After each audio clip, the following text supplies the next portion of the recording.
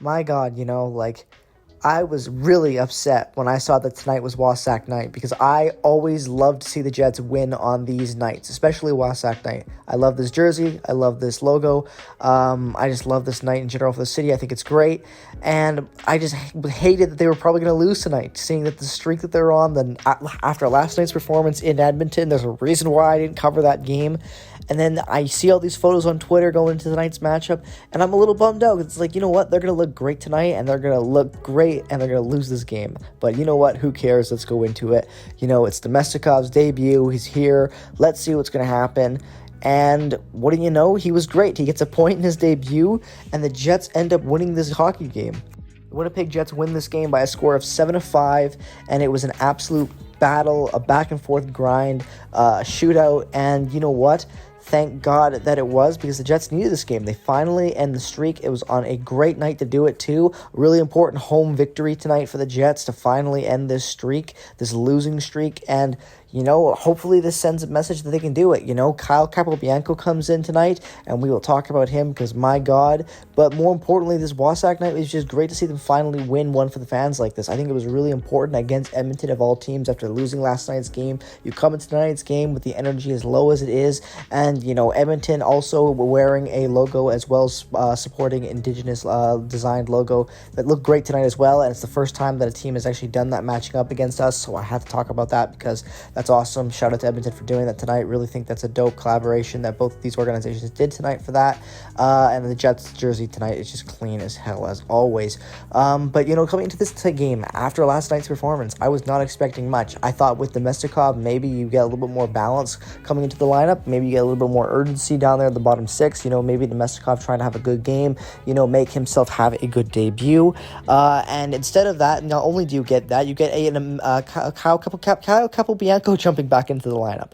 And my God, was Kyle Capobianco glorious tonight. He has this fantastic goal where he absolutely roofs it, and a glorious celebration after. He was just fantastic tonight, and I do not expect to see him coming out of the lineup in the next game on Monday. I really think he's going to, we'll see a few games with him to see if maybe he has a little bit more urgency in his step compared to some of these other defensemen. Nate Schmidt gets scratched tonight. I love seeing that because, he's a veteran back there, and I've been screaming all season long that, just because Dylan Schmidt and Pionk are on big contracts doesn't mean that you shouldn't be able to bench these guys when they're on bad streaks, and we've been on terrible streaks right now. I have not liked Nate Schmidt as of late. I would say for the last month, honestly, this whole season's been an up and down ride with Nate Schmidt. Love him as a hockey player, as a dude, but he's just not been that good this season. So, I understand why he was scratched. I support it.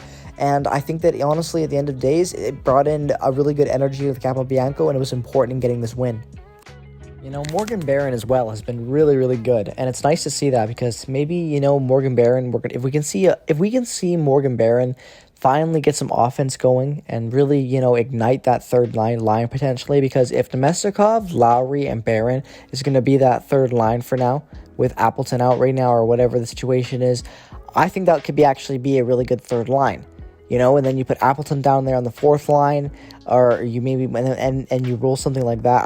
I don't even know right now, but I think there's a way right now that this team can be competitive, and it's been a really rough losing streak, and I know the video I made on the trade deadline day talking about it, and the trade deadline is still inexcusable and very, very disappointing. It does set up a harder road for this team going into the Stanley Cup playoffs, if they can get there. And I think this team still can. It's just going to be a lot harder than we thought. It's not going to be some easy road where they're going to be battling for first anymore. That dream I had of the Jets potentially finally winning first in a division in a regular season and just finally being able to do that and accomplish that, I don't know if that happens anymore based on how the Essential Division improved with the teams on top of us and just how fast we have fallen with how bad we've been playing in this last couple of weeks and this last month, I would say. But tonight finally gave me some entertaining hockey, gave some hope back in the fan base, and I'm not going to completely, be a Debbie Downer about that, because how could I? It was fun, entertaining hockey tonight back in Winnipeg with a great jersey to boot, and I can't complain about that. Mark Scheifele had a great performance. Josh Morrissey played great. Capobianco played great. Adam Lowry had a really good game. I really liked the bottom six tonight. Honestly, they played really, really good. Dylan DeMello had a fantastic game. Like, he had 2 points today.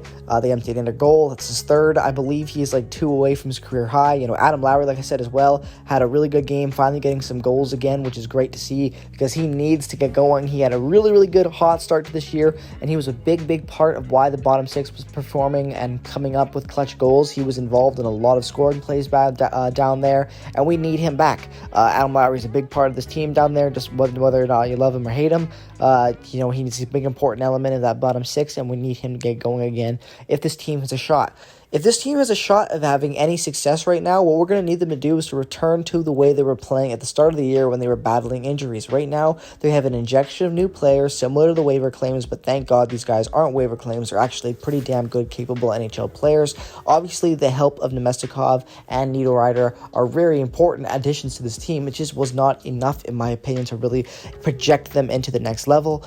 And I still think, though, that these additions, if the Jets can finally bounce back with the core players playing good that are healthy, and these injections from the trades really, you know, potentially shore them up in the areas that they're weak in, I think they'll have a chance. It's just going to be a really tough battle for them, and having Morgan Barron finally playing well is very important. You know, having Niederreiter getting a point already in tonight's game, and Nemestikov as well getting a point in tonight's game.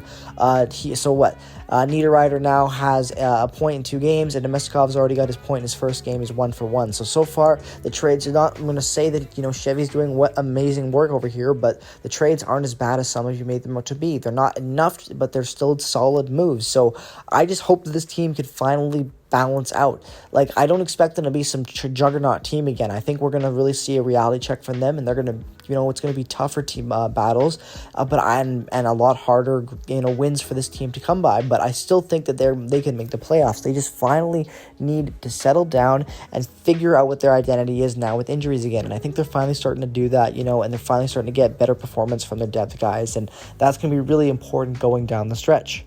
But let me know what your thoughts are, guys, down in the comment section below on this game. Did you love this game? Did you hate this game? Did you think it was the right direction? Was this everything you wanted to see from the Jets tonight? Are you still worried? How did you feel about Nino Niederreiter? How did you feel about Nemestikov? Did you feel like the additions from the trade deadline actually made an impact? Are you happy to see them on the Jets? Let me know all your thoughts down in the comment section below. As always, if this is your first time checking out a video here on Peg City Hockey, definitely drop me a like and subscribe. It really does mean a lot. Thank you for all the support, as always. And make sure to subscribe. Like I said, stay up to date with all things Winnipeg Jets.